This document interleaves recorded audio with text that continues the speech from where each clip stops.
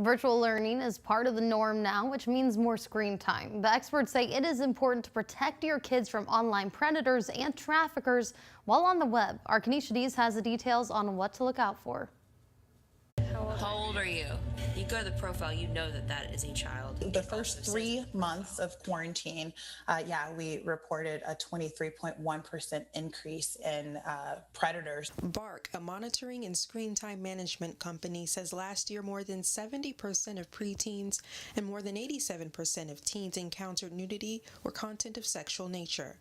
Because kids have been online and we've all been online so much more, it's just a hotbed for just more circumstances and opportunities for predators to engage. Bark School Safety Manager Renee Abrams says to beware of certain social media apps. Kik, Spotify, Tumblr, Pinterest, and SMS or iMessage were flagged for severe sexual content. Those apps that we might think are pretty harmless.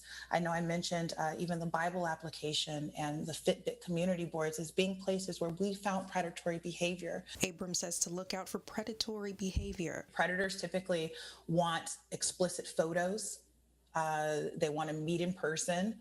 They want to engage in sexual conversation, or there's some sort of financial benefit. Abrams says it's not a matter of if these situations will happen, but when.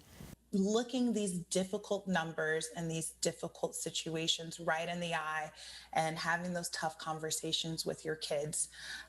If there are any takeaways from this, I think it would be those things. You're also encouraged to document everything, including when the situation happened, the websites, and names. Putting the Valley first, Kenesha Dees, WZDX News.